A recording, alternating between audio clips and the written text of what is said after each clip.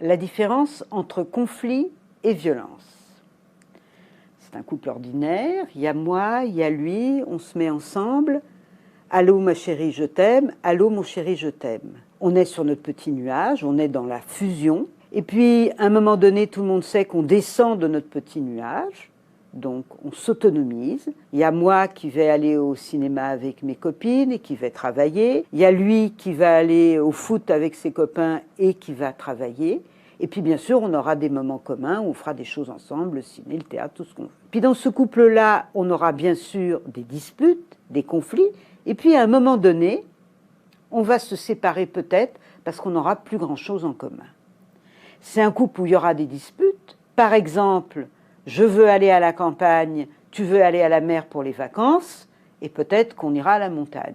C'est-à-dire qu'on va être dans le compromis, le débat, la discussion. Le conflit va se régler par le langage. On aura aussi des conflits à propos des enfants parce que c'est le sujet où on est le plus différent. Nos histoires sont différentes. On va se disputer à propos des enfants, laisse-le finir son niveau à la Game Boy, ou ne le laisse pas terminer, c'est l'heure d'aller se coucher, il a de l'école demain. On aura ces temps-là.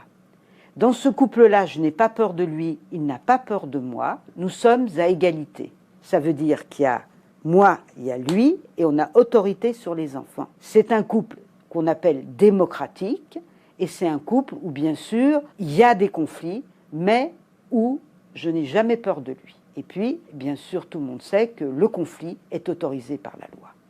Maintenant, la violence. Il y a moi, il y a lui, on se met ensemble. Allô ma chérie, je t'aime. Allô mon chéri, je t'aime. Quoi? T'as pas confiance? Pourquoi tu me demandes ça? Très vite, dans ce couple-là, s'installe l'inégalité. Très vite, il va me dire, ton beefsteak est mal cuit, si je le fais cuire davantage la semaine d'après, il sera jamais bon. Il va me dire, tu sais pas t'occuper des enfants, et dans la même phrase, il va me dire, je t'aime comme personne ne t'aimera, mais regarde comme t'es moche. Ça, c'est l'emprise, c'est-à-dire dépendance affective et en même temps la dévalorisation de l'autre. Pour ce couple-là, ce qui va être le rôle des professionnels, c'est d'aider cette femme à défaire l'emprise pour qu'elle puisse se reconstruire et décider de sa vie, reprendre sa vie en main. C'est un couple donc inégalitaire, c'est-à-dire qu'il y a lui et moi et les enfants qui sommes sous sa dépendance, sous son pouvoir, sous sa domination. C'est un couple totalitaire, c'est-à-dire que c'est lui qui décide de tout.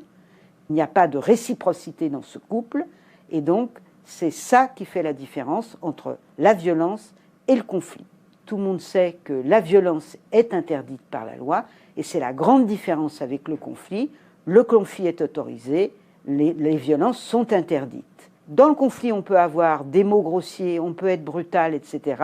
Mais on n'est pas dans la violence. La violence, c'est la domination, c'est unilatéral, c'est toujours le même qui domine et la même qui est dominée. C'est ça, la violence.